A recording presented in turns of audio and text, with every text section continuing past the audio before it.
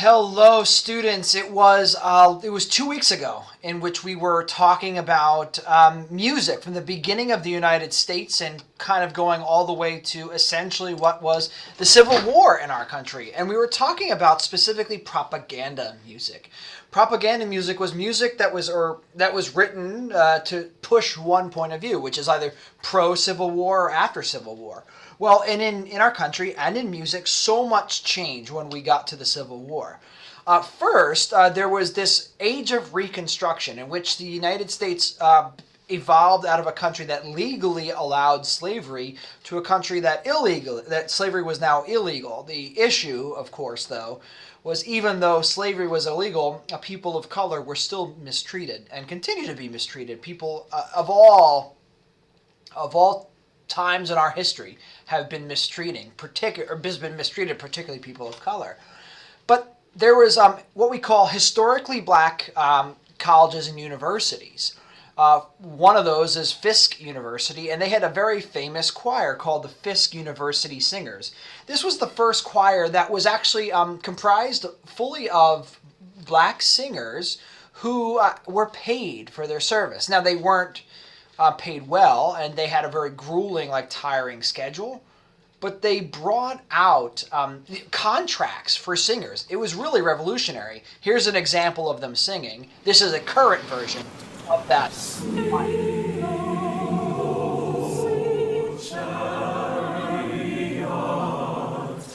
Coming forth to carry me home. Swing low, chariot, coming forth to carry me home. Swing low, chariot, coming forth to carry me home.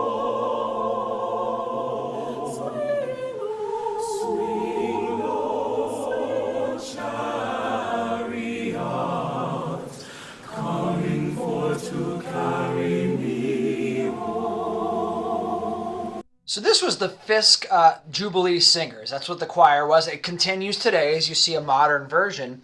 It was really revolutionary that people of color would be paid, especially in the South, but that people of color would be paid and then serve as ambassadors. Most of Europe and a lot of the northern states had never really come in contact with people of color. And we talked a little bit about that with Blackface Minstrelsy 2 weeks ago, where a lot of white people in the North didn't really know anybody other than the people that they grew up with. So they didn't have a whole lot of experience with other types of people, especially in Europe. So it was the Fisk Singers that helped them to kind of get the word out about how diverse the United States is. We fast forward in time to around the turn of the century, meaning going from the 1800s to the 1900s, to a type of music called Tin Pan Alley music. And Tin Pan Alley is actually an alley. It's a length of street in New York City, in Manhattan. It's a 28th Street between 6th Avenue and Broadway. So 28th Street goes from the west to the east, and 6th Avenue and Broadway, they go north to south. Tin Pan Alley was a group of homes, like row homes that looked like this, where there was publishers of music and music composers. And they called it Tin Pan Alley because there'd be windows open and people would be banging on pianos and making songs up. A lot of written songs where there was a piano and a voice. So it got this nickname called Tin Pan Alley. It's where they were publishing music. And it was actually the first time in history that music got published, that there was companies that would protect composers, they'd give them rights so that they could earn money on this. Middle class women at the time, these were the ones that took advantage of Tin Pan Alley because they saw music around this time in the United States. People saw music as something that you do in your home, a domestic role, where men would go and work outside the home. Women were supposed to stay inside the home, and they were supposed to take care of the children. So they played piano, they learned the piano, and they were the ones who were buying songs that these composers were writing. They bought songs that spoke to them, songs that they liked, and the parents gave their daughters piano lessons. boys typically didn't take piano lessons because, like I'm saying, that was viewed as a girl's thing to do. So now, believe it or not, this almost sounds crazy for me to say, but a lot of parents thought that if the girls could play piano, men might want to marry them more when they get older. So, in a way, Tin Pan Alley helped to promote this sort of inequality between men and women in the United States. Here's a good example of a Tin Pan Alley song. It sounds kind of like a modern song or like a Broadway song. Here's the lyrics, and here's what it sounds like.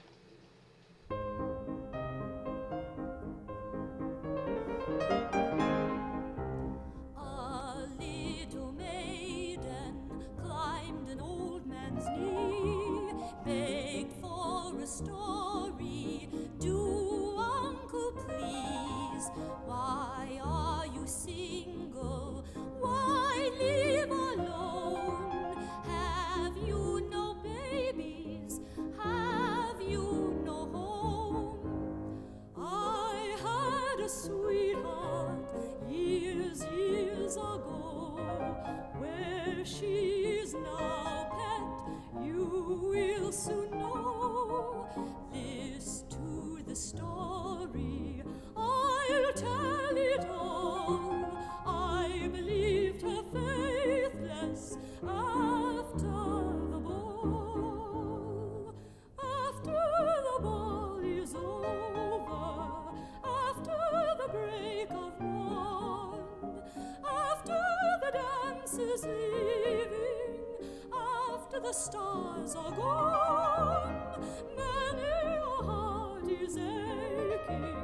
If you could read them all, many the hopes that have vanished after the ball. This music sounds somewhat modern. It sounds like a song we might listen to today, although there's some big differences. Let's talk about why ladies in particular bought this music in 1905, 1910, in the early 1900s. Number one, if you heard the piano part, it's not that complicated. Like a pretty good piano player could play that part. You don't have to be a fabulous piano player. You could learn to play the piano for a few years and you could play that part. And it would be one singer, one piano player. So women could come and they could have a party at your home. One person could play the piano, one person could sing, and you could entertain the guests. And the men liked it because then they got to be entertained and the women were busy, so the men didn't have to deal with their own wives. And then women liked it because they related to this.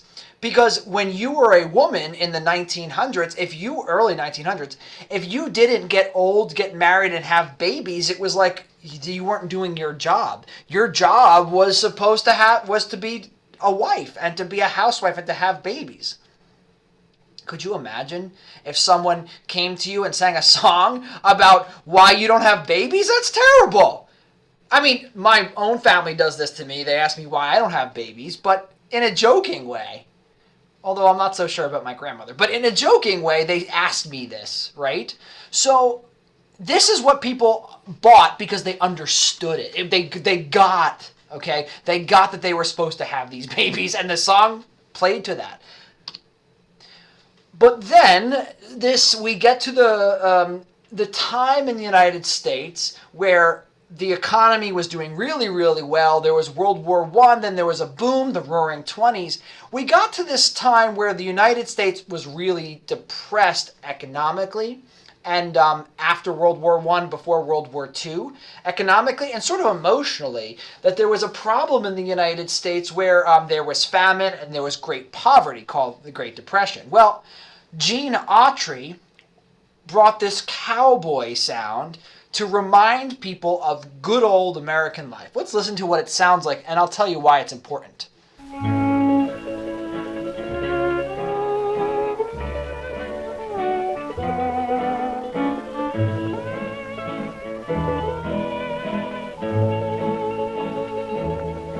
The cowboy may roam from his homeland way out on that great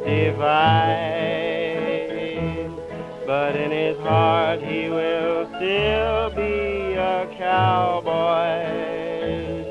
and long for his pony to ride. Dear old western skies, I want to go where the longhorn cattle roam. Do me a favor.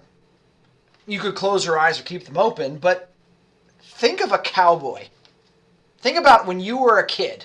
When you were a kid and you were like playing, you were pretending to be a cowboy or a cowgirl, or you saw cowboys in movies. What does it look like? What did that person look like and how do they act? I picture like a strong man who's really tall, has a beard or doesn't have a beard, I'm not sure, is kind of rugged, might be dirty because they're out in the fields or the farms, or they're driving cattle, or they're throwing lassos and things, and they're like, have guns, and they're like, doing stuff on horseback, and they seem pretty awesome. It was a very manly thing to do. But then let's take a look and listen to Gene Autry, and that's just Gene Autry right there in the picture. Gene Autry has this very handsome approach. He has a softer voice than your typical man's voice. He had a very like lilting, kind of gentle song, Dear Old Western Skies. He looks like he looks very fashionable. So what started to happen at this time in the United States is there was a change in gender roles. Remember what I just said is like right in the beginning of the 1900s, like the women were supposed to stay home and have babies. Well, it got to the point where we're starting to hear in music in the 1930s that men could be gentle as well. It wasn't just ladies who were gentle, but men could be gentle. Of course, this is ridiculous, right? Because all throughout history, ladies could do anything men can do, right? Everybody is really equal in that way, but it wasn't believed. It was believed that ladies should be soft and gentle, and men should be strong and kind of gruff.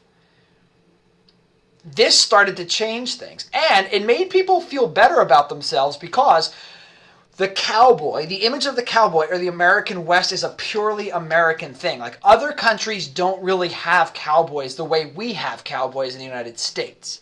Cowboys seems to be, now of course there's cowboys in other countries, but cowboys is like an American thing.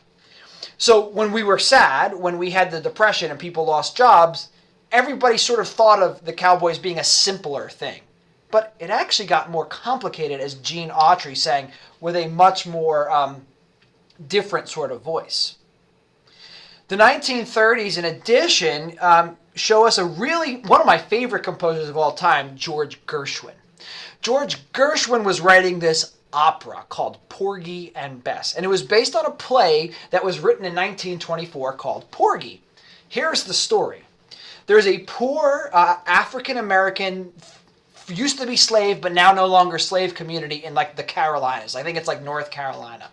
And they live like right on the ocean, and they're in like shacks, and they don't have a lot of money, and so there's the poor black people, and then the rich white people are a little bit inland. So here, he creates a sort of jazzy Broadway-style opera in what he called the Black Voice. It's awesome.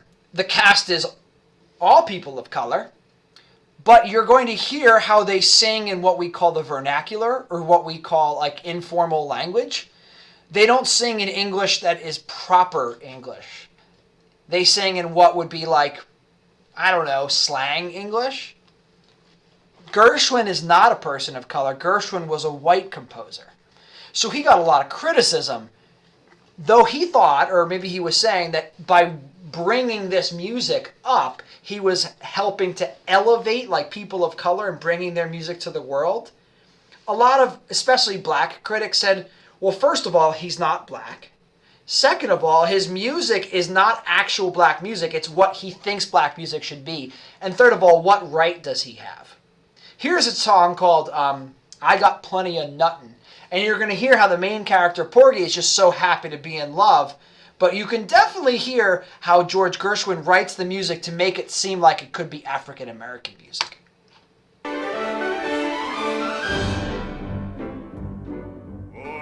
got plenty of nothing, and nothing's plenty for me. I got no car, I got no mule, I got no misery.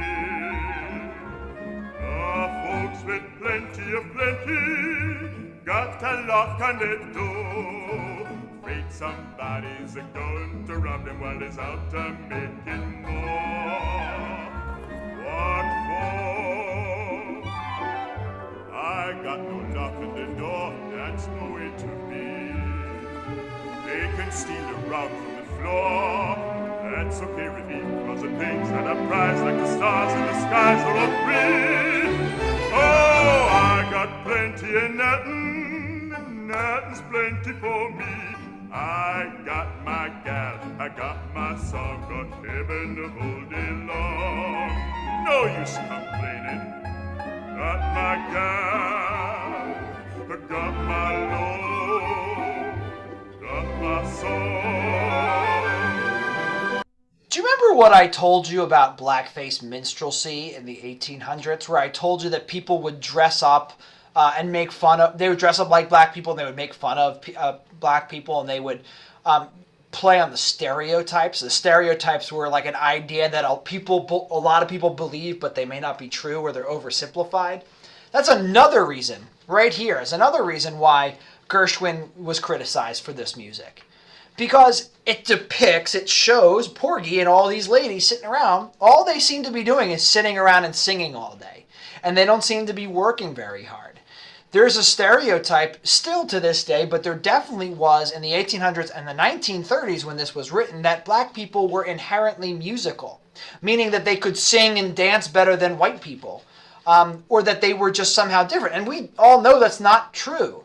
We all know that it's not based on the color of your skin, how well you dance or sing. It's based on how much you practice, or how much you are, maybe you're used to it, or you have a good sense of rhythm, but that's not dependent on your race. That's dependent on your practicing. And that's kind of where people looked at and said, well, hold on.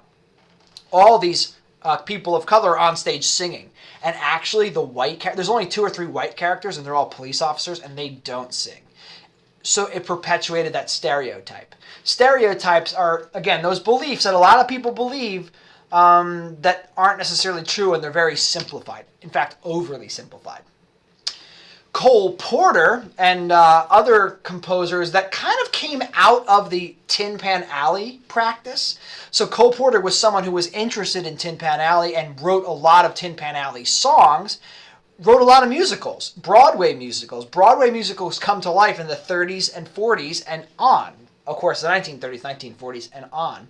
They involve a little bit more of After the Ball, that song about Why Have You No Babies, and they then add a little bit of what we just heard in the Gershwin, which was the jazzy sounds of Porgy and Bess.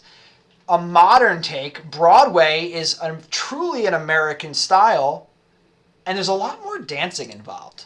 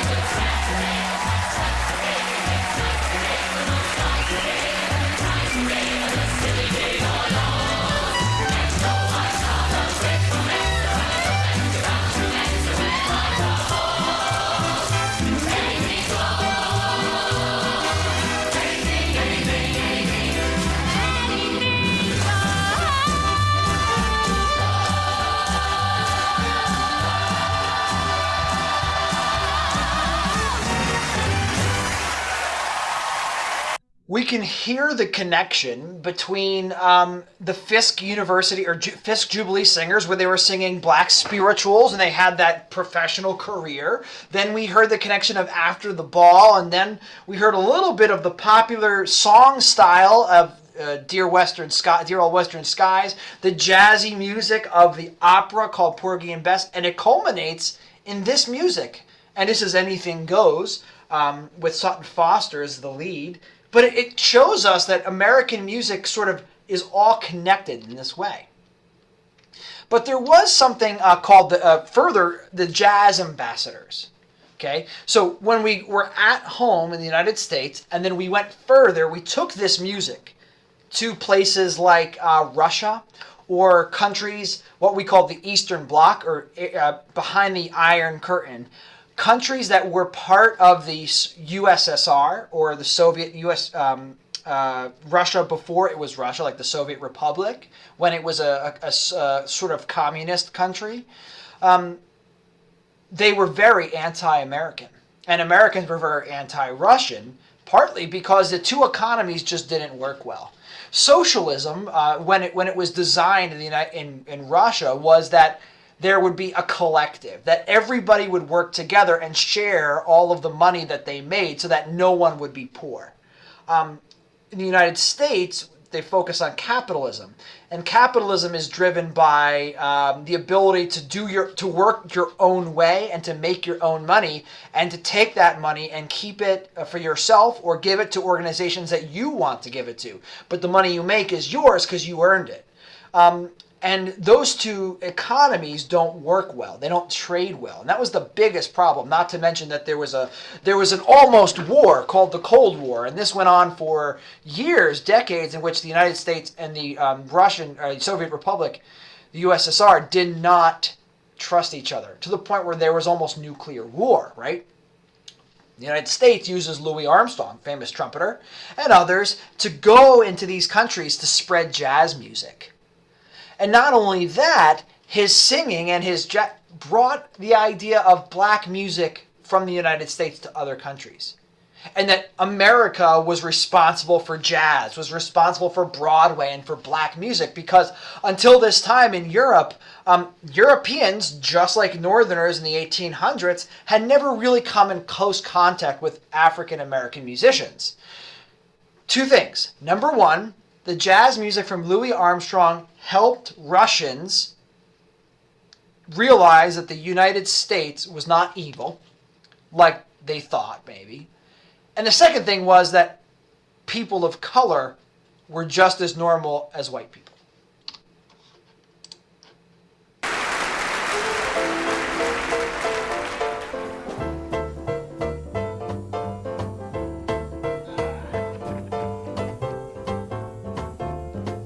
Hello, Dolly. This is Louis, Dolly. Mighty glad to have you back where you belong.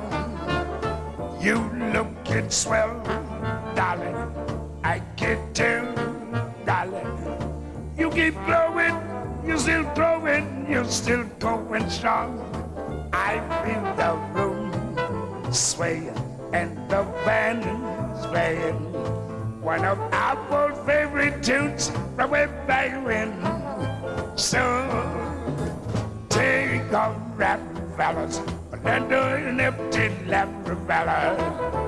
Darling, never go my way again.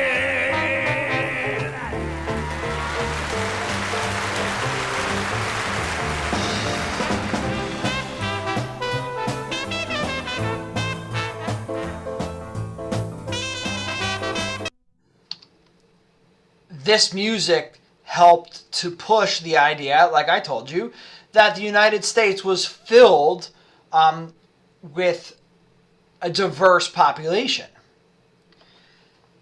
The reality, though, is in the 60s and the 70s, in the 1960s and 1970s, at home, domestically, meaning instead of internationally, at home in the United States, there was an upheaval. People were beginning to realize, people were beginning to speak out about injustices. That some people were rich, others were poor, that white Americans were being treated differently than black Americans. Pete Seeger had a really famous song called If I Had a Hammer. If I had a hammer, I'd hammer in the morning, I'd hammer in the evening, all over this land. I'd hammer out danger, I'd hammer out a warning, I'd hammer out love between my brothers and my sisters all over this land. So this was a song indicative of the civil rights era. And civil rights is an era which we typically associate with the with people finally being really loud about the fact that, again, white Americans, black Americans, rich Americans, poor Americans, whatever, were very different, or at least were being treated differently. Not that this doesn't exist before. It just finally became part of the national conversation. It was made into the news. Well, If I Had a Hammer was what we call a protest song or a civil rights song, and it was associated with the rights of people. Nina Simone originally was a classical piano player, and I believe she actually grew up in like Atlantic City, New Jersey. I can't remember. Someone have to look that up and tell me when they see me in Zoom. But Nina Simone turned out to be a fabulous jazz piano player and singer. She actually grew up as a classical musician, realized she might make more money as a jazz piano player, and a lot of her music speaks about the struggles of black Americans, especially in the time of civil rights. Wish I knew how it would feel to be free. I wish I could break all chains still binding me, yeah. Wish I could say all the things that I can say when I'm relaxed.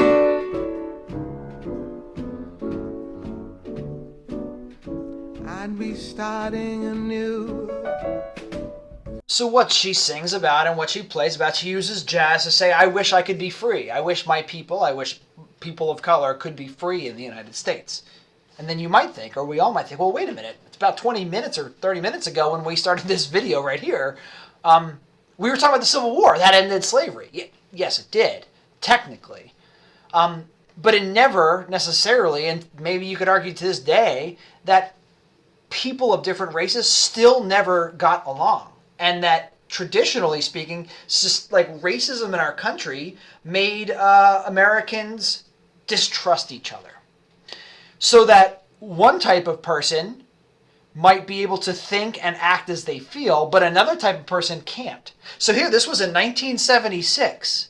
1976, Nina Simone is singing this over 100 years after the Civil War, and she still doesn't feel free because maybe people of color are not treated the same way at this time. Let's wrap up this video with the beginning of what we call truly popular music. And then we'll end with popular music. It really starts with what I think it begins with is Rapper's Delight. So there was a Rapper's Delight song where there's a backing track. And we're so used to background tracks being like digital, but this one is actually live, meaning there was musicians sweating it out playing this over.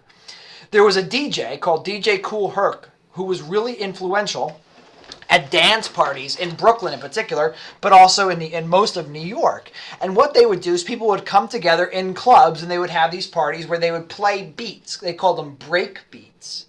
A break beat was the part of a song in the 60s and 70s, a part of a recording where there was no words. Like there'd be words, there'd be lyrics in the chorus and in the verse, and then it would go to this instrumental only section and then words again.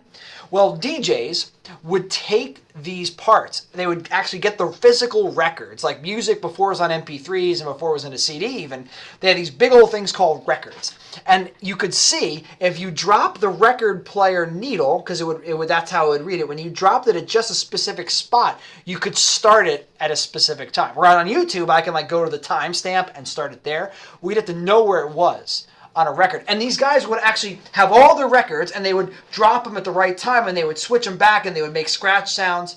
There was MCs, Masters of Ceremony or whatever, they would speak and they would rev up the crowd, okay, while the DJ was spinning. And they would call sampling. So here's Good Times Listen.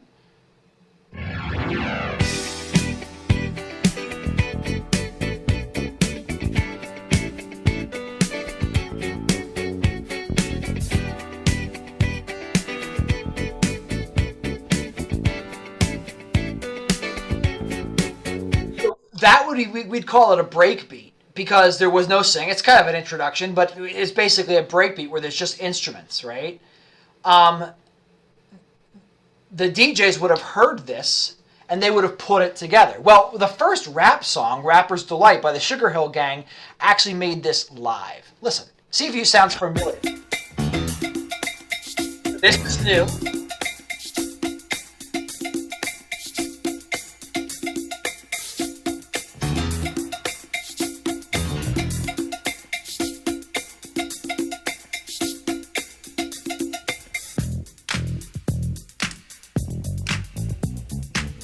Pretty soon you're going to hear the piano as it sounded like in Good Time.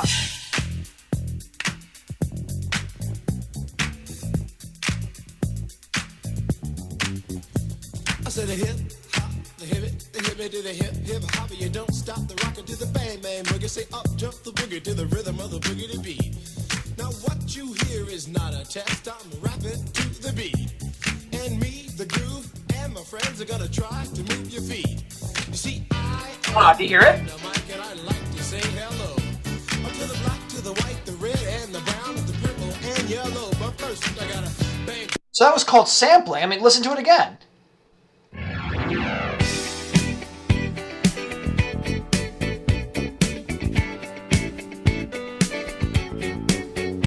So then we go to this.